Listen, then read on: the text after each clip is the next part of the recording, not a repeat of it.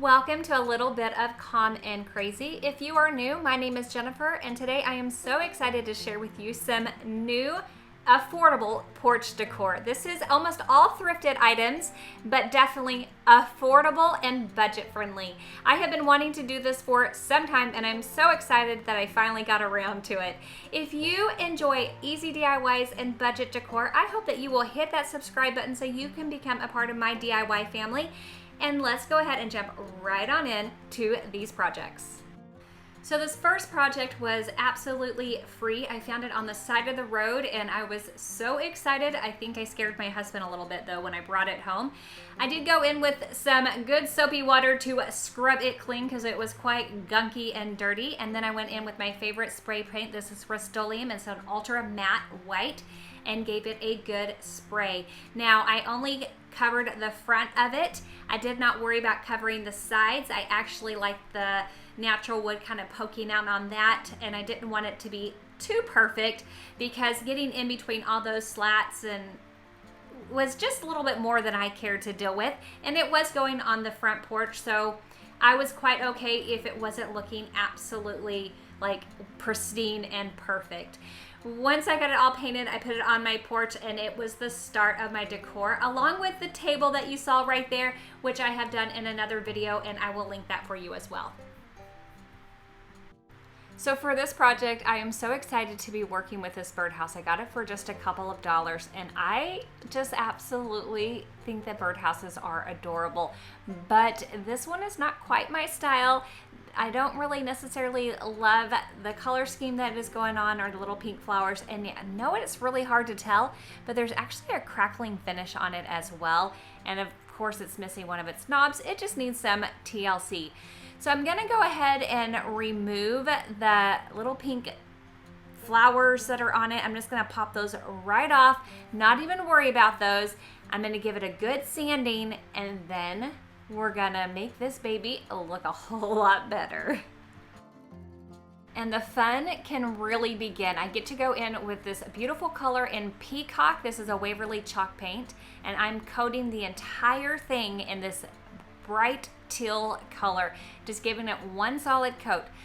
Now, using this technique that I am doing, you don't have to be a perfectionist about this.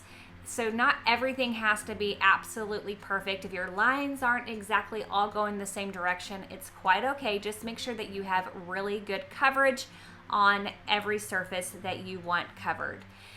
I love this technique that I'm sharing with you. I learned about it when I went to this convention called Creativation with Shannon from the Daily DIYer and Courtney from Creative on the Cheap, and I think that you'll really like it. It's a really fun technique.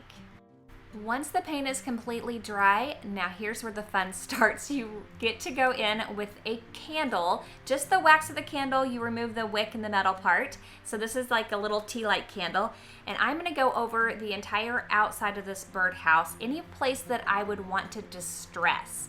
So what this candle is going to do is put a barrier between your base coat and then your top coat, and that's what this is doing. So I'm gonna go through, you're just gonna wax it up everywhere and get into all those little nooks and crannies, any place that you think you wanna distress. Make sure that you are hitting those edges. It is super simple to do. You just rub it on. That's all you have to do.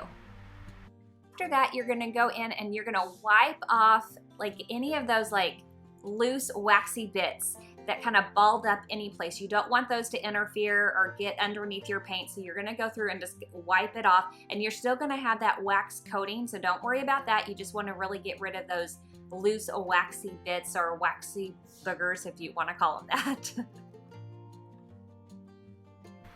So this is another fun part, or at least I think it is. Now I get to go in with Waverly's chalk paint in white. So here's another tip for you. You want to make sure that your top and your bottom coat are contrasting. So I used a bright bold color for my bottom coat, so I want a nice light color for my top coat, and that's why I chose the Waverly chalk paint in white. So you're going to go ahead and cover up every area that you want to for this. I am going to leave some of that peacock still poking through on the inside, but that again was just a personal choice. Now to help me in some of these textury areas, like I mentioned in the beginning, I had some crackling finish that was still coming through. I chose to go in and do some pouncing with my brush just to give me a little bit more texture in my paint. That is just a technique that I chose to do because I wanted to cover up a little bit of that crackling finish. And so if you ever find that you're in that situation where you have a different texture or finish that you want, there's a suggestion for you.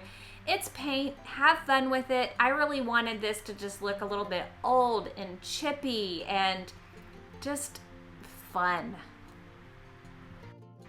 For the chippy look, I'm going in with a scraper and I am scraping off that top layer, so that white paint, and because of that wax, I'm only getting that top layer because that wax is protecting it and taking it to that base coat that I put on there at first.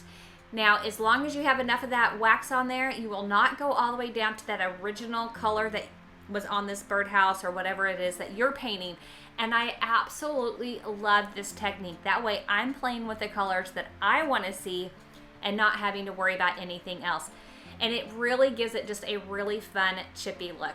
Now, I will tell you though, it's a little bit random. You don't have complete control. It's a little bit more like if you scrape, you might get like a big chunk, or sometimes you might just get a little bit. And so you have to be okay with that. And I absolutely am. I love the way that it looks. It just has a really organic look to it, and it is just so much fun.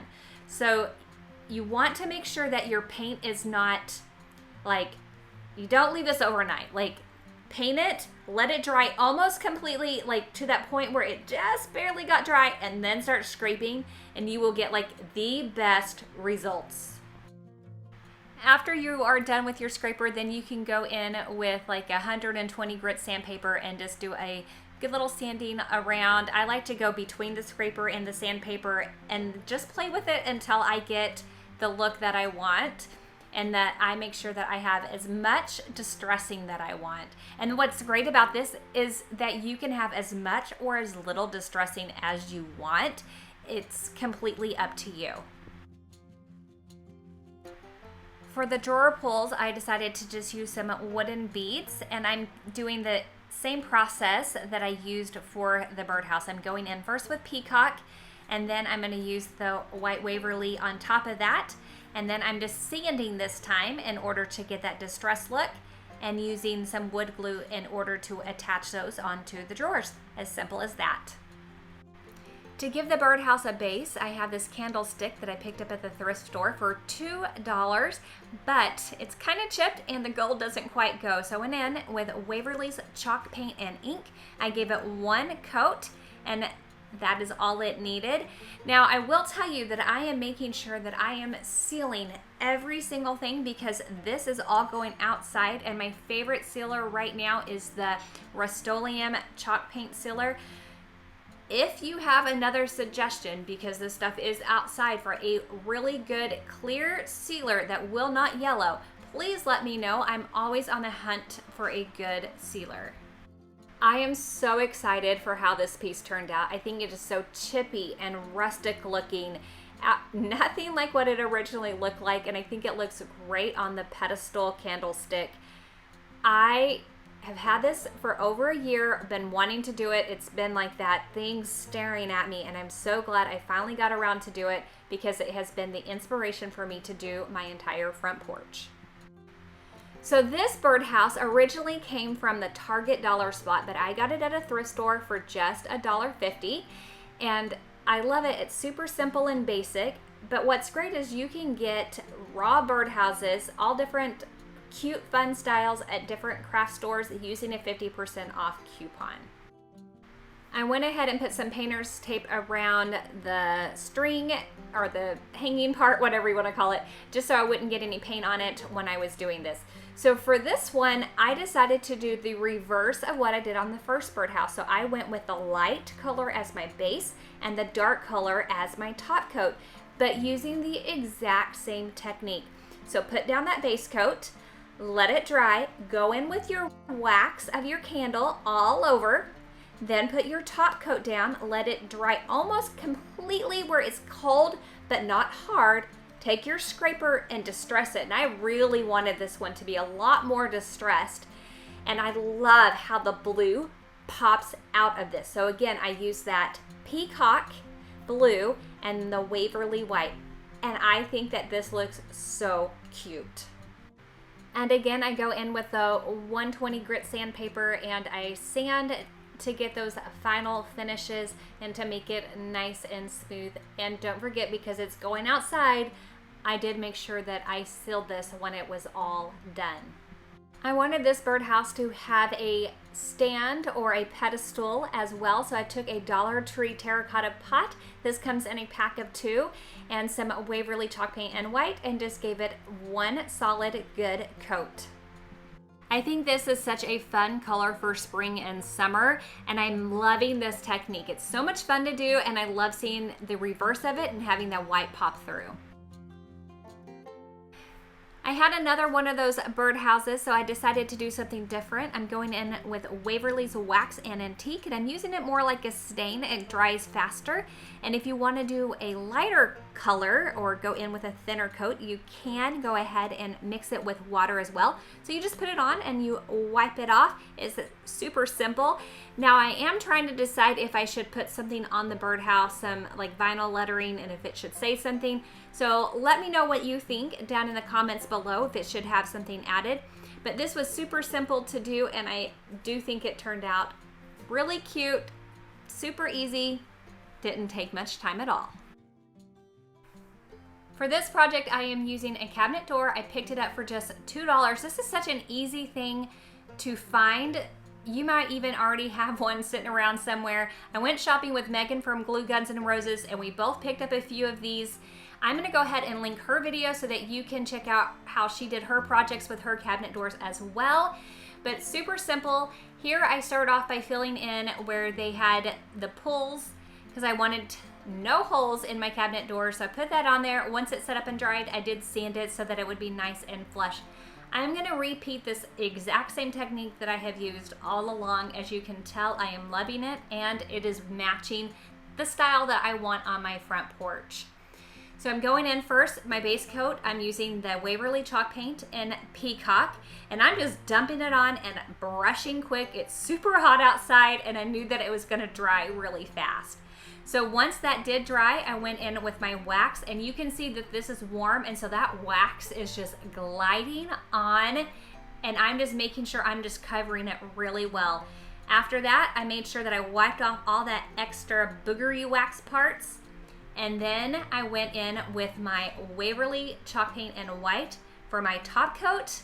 Once that was pretty much dried, almost completely, I went in and I just scraped it up with my little scraper to give me that distressed look. Oh, I think this looks so good. I really made sure I got those edges really well. I went chippier on this than I even did on that first birdhouse, and I think it looks so good. To turn my cabinet door into a sign, I have these wooden letters that I picked up at the Target dollar spot, and it spells out the word welcome, and I'm so excited to finally be able to use them. I took the Waverly chalk paint and ink, it's a beautiful matte black, and I just gave them a quick coat, not too worried if I missed a few spots. After they dried, I went in with a sandpaper. I went over the entire letter just so lightly. I'm using a 120 grit, and then really made sure I hit a few of those edges just to give me a little bit more texture and distressing. After that, I attached them to the cabinet itself. I went in with a staple gun in order to do that, but you of course could use some wood glue, or if you have another way that you like to attach things, by all means, use whatever you want. And then with the help of my husband, I attached it to my brick wall. I love that this sign only cost me $5, and I can keep it up all year long and make it work with the different decor that I use with the different seasons and holidays. So here I have this super cute watering can that I got at the Target dollar spot last year, and I absolutely love it.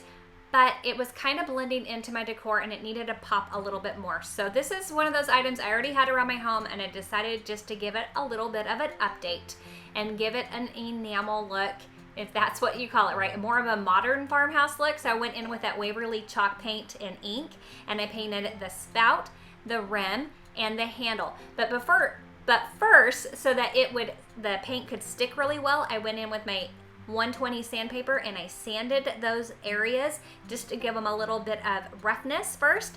And then I went ahead and I painted. Again, like everything else, once that paint sets up, I did go in with a protective sealant to make sure that it would stay, especially since it is outside. This was so simple, but I really feel like it made this watering can really pop, and it was so worth the couple of minutes that it took to do it. So this last project is a bonus DIY. It is not a thrifted find, but I needed a wreath for my door. So I have some boxwood that I pick up at Walmart for under $1 each, and I have a wreath form that I got at the Dollar Tree. So I have a total of 8 of the boxwood, and I'm gonna take my wire cutters and I'm gonna snip them apart so that I'm able to place those around the wreath form. But before I do that, I go in with some burlap ribbon and I wrap that around the wreath form because the hot glue will stick better to that than it would the wire itself. Once I have done that, then I can go ahead and start attaching the boxwood to the wreath itself. I always get a lot of questions about the glue guns I'm using. So this one is a newer one to my collection. It's actually a USB one, and you just charge it, and once you charge it, it stays hot for 75 minutes, and it's fantastic, and it's cordless. I'm loving it right now, and you may want to follow me on Instagram because I'm doing some spontaneous giveaways, and I do plan to have this in one soon. So I start by taking the boxwood and filling up half of the wreath first with the boxwood by layering it, and I only put the hot glue on the bottom and then like midway up. And as you can see, I'm using like a little spatula so that I don't burn my fingers. Once I have almost all the boxwood on there, I do save a couple of pieces because I do have some gapping that you can see here. And so I want to go in and fill those in. So the boxwood comes with 5 different little branches on it, and I kept 2 off of one of them, and I'm going to clip those up even smaller and then fill in those little holes. So once I have filled in all those little holes, I take my remaining 4 boxwood and I do the exact same thing on the other half and finish out the wreath. You can really save yourself a lot of money by creating your own wreath, and if you were to personalize this, I know in my area these can easily sell for $45. So let me show you how I personalize this for my door. So I started with this burlap ribbon that came from the Dollar Tree, and I'm making a bow. I am not the best bow maker ever, but I start with this tiny little loop, and then I start making my larger loops by making sure that the right side is always on the outside of my loops, and I use my fingers in order to hold the ribbon together. So I make a loop and then I twist it in the center, I make a loop on the opposite side, twist in the center again, and I keep repeating that process. I went for 3 loops on each side. Once I had the 3 loops, I went in with a Chanel stem or a pipe cleaner, whatever you want to call it, in order to secure all of that together. And then for my tails, I got another piece of ribbon. I folded the ribbon in half and cut it off of the spool, and that way my tails matched up. I then folded my ribbon in half and cut up in order to create that little dovetail, just so I would have a little bit of a fancier tail on my ribbon. I used the Chanel stem in order to secure that again by twisting it around a couple of times. And then of course, using that same Chanel stem, that's exactly how I secured that directly onto the wreath itself. What's fun is I can change out this bow anytime I want to go with the different holidays or seasons.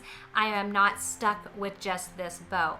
Now to personalize it even more, I have a letter B, which is the start of my last name, and I went ahead and I tied that on there as well. You can get something like this at like Walmart or any craft store. I love how easy this was to make, and it's just so bright and it just puts a smile on my face. Ignore the fact that my door needs a little bit of TLC. That is on our to-do list, but this spring some other things came up that kind of needed our attention, and it got pushed back on the back burner for just a little bit. If you are looking for some more outdoor decor ideas, here's another video for you to check out. If you enjoyed today's video, please give it a big thumbs up. I appreciate that. Don't forget, hit that subscribe button. I would hate for you to miss any of my future videos, and I'll catch you in the next one. Bye.